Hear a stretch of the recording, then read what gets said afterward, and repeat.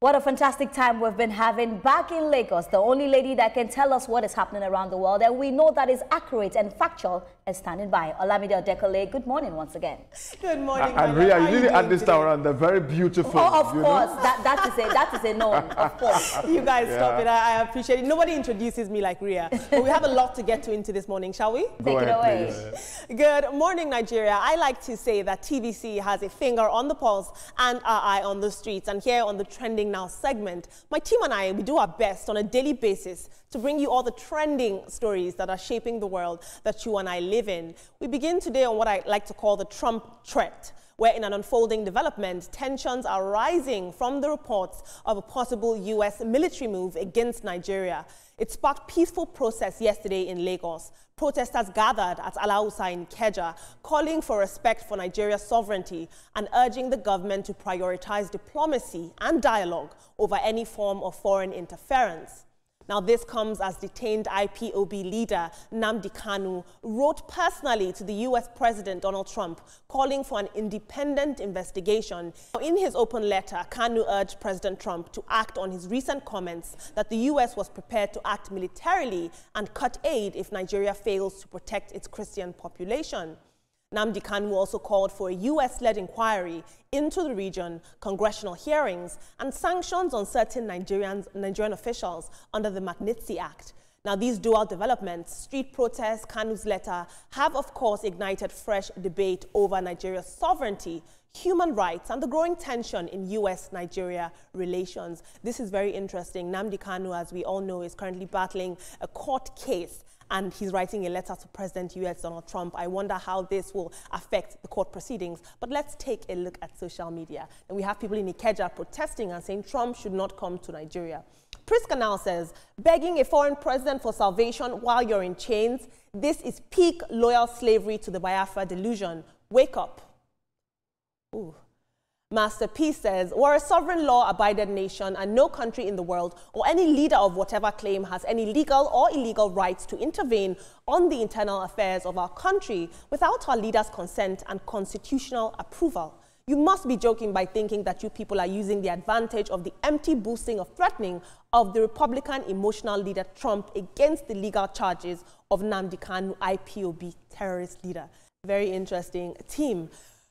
Nnamdi Kanu is currently facing a trial. It's been highly politicized, widely circulated. Everybody is watching right now. Do you think that he's taking advantage of the situation? I mean, to write to the President of the United States and say, I want you to incite the Magnitsky Act against Nigeria and Nigerian, elites, officials, politicians. It's very, very interesting. In Ikeja, we saw some people come out to protest and say we are against the military intervention from the United States of Nigeria. There was a lot of public sentiment that was saying that these protests were funded by certain individuals, but we don't know as of yet.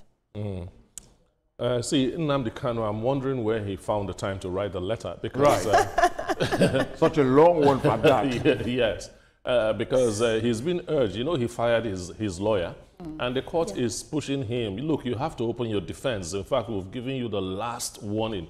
Open your defense. He's not working on his defense, and he's writing a letter to Trump, asking Trump to come invade Nigeria.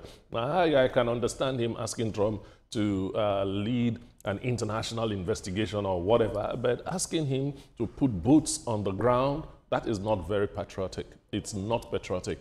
But can you actually put patriotism and Nnamdi Kanu's name side by side? That's another question. Of course not. You cannot put his name with patriotism, and I do not even understand this kind of human being. Let me start with that. Because with him, there's been so many conversations, and you can see that all his conversations is just trying to divide Nigeria. Because I do not understand why, look at the position he is. He's still writing to the president, telling President of the United States of America, telling them to come to Nigeria and do what? You want to war? When it comes to this particular man, I'm very wary of him. The kind of comments he has made can divide Nigeria, which is really scary. And when we talk about people demarketing Nigeria, he's one of those people, because you do understand what war will do. So I'm surprised why he'll come and write this kind of thing. And again, I'm not too surprised because he's that kind of person. So he wants to take advantage of everything, and he saw an open place he can take advantage, and he rushed into it. But I love the fact that some Nigerians are coming out, not even some Nigerians, a lot of Nigerians are coming out in their numbers to say that we do not want war, we do not want this to happen. Even though we know that this threat is not something that will take place, we know that it's a wake-up call, but nobody will sit down and want a foreign body to come and invade their country. Of course not. We don't want war. My dear brother Nnamdi Kanu, you can write a eulogy as long as here today it will not see the light of day. I would advise you to spend more time trying to find yourself out of this wriggle that you are in already, instead of trying to stoke fire to what is already hot. This is not the way to go, and it is not obviously good for you. So please, if you want us to continue as a country, and for the kind of influence that you wield, refrain from doing this, sir. It's not a good one. It's not even working for him at this point, honestly. And Tim, you know what I find so interesting is the fact that Nnamdi Kanu is currently facing charges against him bordering on terrorism. And then you're now writing to America to come and investigate terrorism in your country on the very charges that you're facing. He's very confused. No, that's to show that he believes he's not a terrorist, you know, and his group is not populated by terrorists. So he's saying, come and do the investigation. But how can he believe that with some of the videos that he's made inciting war? He is actually. So I don't even know why to lie to himself. I've said this time with that number. The United States of America will never, ever invade Nigeria with that kind of conversation you guys are bringing. It will never happen. So let's not waste our time on this matter. It's impossible. Exactly. It won't. Thank you so much for your input, team.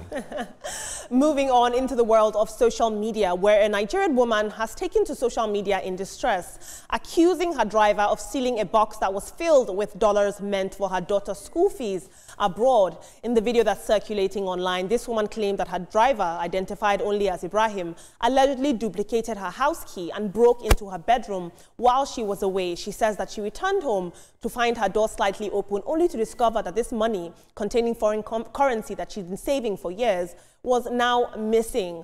The visibly emotional woman explained that she trusted this driver completely, she treated him like family, and she paid him well, making this betrayal even more painful. CCTV footage shared online appears to show the suspect entering the room, and the clip has since gone viral on social media. I truly believe that this incident is a sobering reminder of the importance of doing thorough background checks before we bring people into our homes. This is what she had to say very quickly. Someone to help me. This man you are looking at on the screen was my driver. I hired him in July. Started working with us in July. I paid him well. Every of my events, I give him money. I give him money. Customers will give him money. Clients will give him money. I did not know he has a mission. I did not know how he managed to duplicate my keys. He took me to the office on Monday. While I was busy at the office, he came back home. He came back home and... A lot of very interesting dialogue about this online. Let's take a look at social media. Onu Monday Steen says, can we all talk about the issue that put her at this risk? She started saving dollars at home because of Nigerian banks. You deposit dollars to a Nigerian domiciliary account, and when you want to withdraw, you're told they don't have dollars. This is all too frequent. Balloon says, I have questions. Who was his guarantor or referee? Did you conduct a background check and address verification? Did you conduct university or college verification check? Do you have a photocopy of all his means of identification? Now, team, I don't know about you, but I personally, I think that the modern day domestic, staff complex, I think it's modern day slavery. And I think that it would be very ignorant to see the wealth disparity between some employers and their employees and think that this sort of thing will not happen. But look, you always expect things like this to happen. She is lucky that she has CCTV cameras at home and she knows exactly. Just imagine a situation where she didn't have those cameras and it did not show that Ibrahim was the culprit in this case. It would have been even messier. Why is she crying? I mean, Your money got lost. The CCTV camera has the thief. Why are you crying? They can't find him at all. He's at That's large. the work of the police. They look for him and arrest him and get your money back. But sometimes we know how difficult that is. They may even see him do everything to him. Maybe he has already squandered the money. But Olamide, when we talk about issues like this, one too many, we hear them. And we worry, who are the people you bring to your home? But sometimes these people would act like angels on earth, that you feel like these are the best people. And there's something I've learned about this is whether you treat them good, whether you treat them bad, they will do what they want to do. Yeah. So at the end of the day, when even people want to take domestic staffs and drivers and everything, you just have to put it in prayer. For me, I always put it in prayer that God, I've done my best, you know, because when you talk about drivers, they can do the worst. All these domestic people that are close to you, there's this saying, it's Yoruba or English, like the person that is eating the leaf is on the leaf. You know, I can't say it's Yoruba, but I know that's it. Okay, so they say kokorotonje for ibe for lower. Okay, I hope I got that correctly. So they are always close to you. I'm really sorry for what happened to her, and I just pray that at the end of the day we get good people to work with us, because you know we hear this kind of stories too many times. Yeah, but on the other hand, we also need to highlight that there are wonderful drivers, cooks, chefs, you know, domestic staffs out there who are doing 101% supporting their employers. And so it's not that all of them are bad, you know, in that sense. There are fantastic guys out there working hard and earning their money. But for this thing that happened to this woman, really, I feel pretty sad about this. She trusted this young man and took, like, you know, the stories that took her in or him in as one of hers. And look at what he's done. This is really sad. Please, ma, if you can get this footage to the police and trust the police to be able to deliver. And please, please, when this comes to you, do due diligence. Don't bargain on her, you know, on the wrong side. Let her, you know, overcome what has happened to her, because this is a very sad one. And Olamide, you know that mostly it's the ones that we trust that end up doing this. The ones that you trust and say, like, you know, I can put my neck on this. They are the ones that get to fail you at the end of the day. And there's so many risks. You know, I think that this woman got out very luckily, because there are people who have died, you know, because people wanted to steal from them. There are people whose children were abused. There's so many risks with domestic staff. We must do our due diligence. Thank you so much for your input, team. Moving on into the world of TikTok, where TikTok sensation and streamer Habib Hamzat, better known as Peller, is melting hearts across social media after surprising his mother with a brand new spanking 2013 Hyundai Santa Fe, reportedly worth around 23 million naira. In an emotional video that made the rounds online, Peller's mom was seen going down on her knees in gratitude to her son after receiving this gift. And she said that it was one of her lifelong dreams to own a car like this. Moments later, they took the car for a spin, and his mother prayed for him and expressed her gratitude and joy about this thoughtful gift. Take a look at this lovely, heartwarming exchange. You want to remove my hand?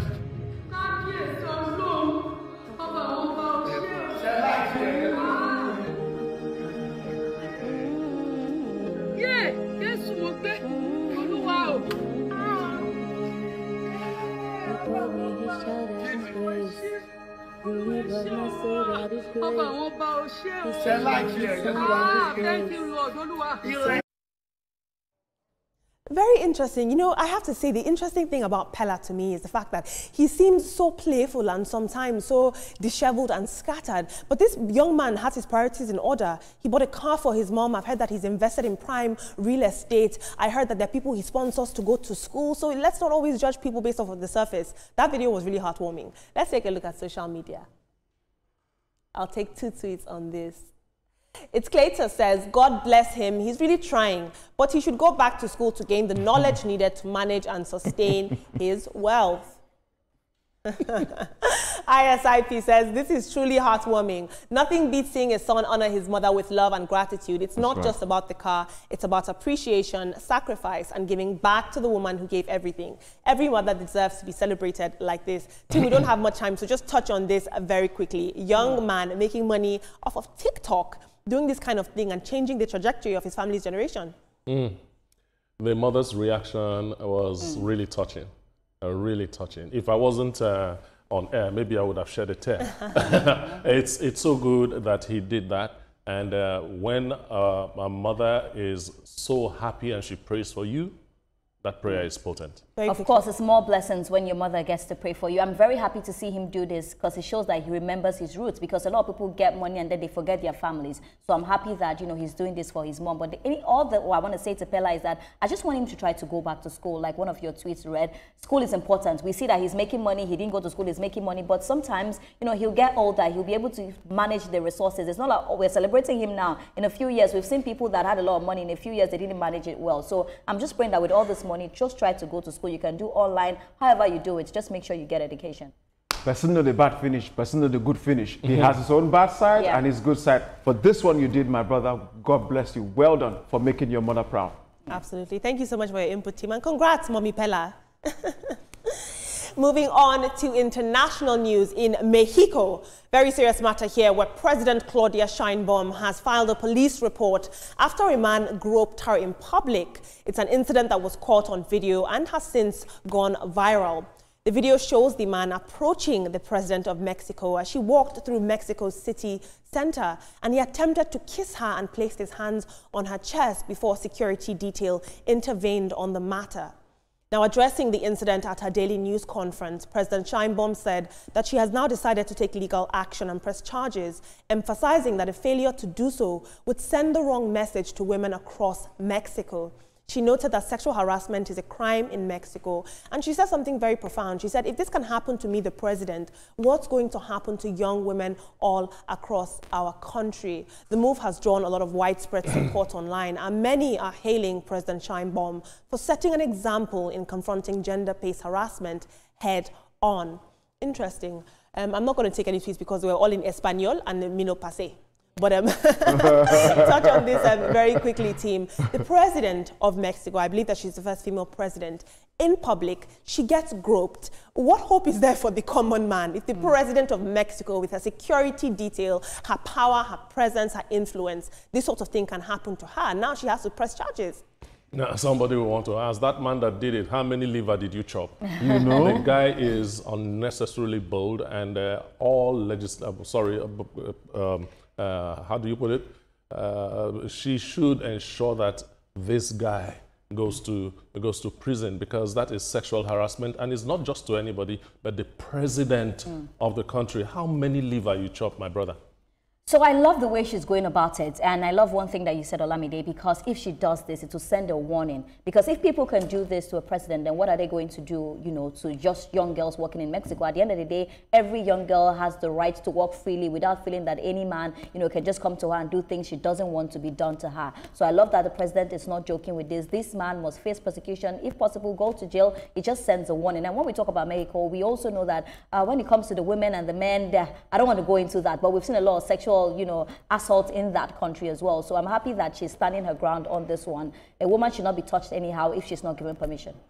So first of all, I'm wondering where her security aides were. You know, she's walking into the crowd. Why would the security aides stay so far away from her to allow this man do what he's done? But number two, also, it looks like, you know, the man was just excited to have the female president. Nelson, let's not do this on a Friday morning. And do what he did. I'm not saying what he did was good.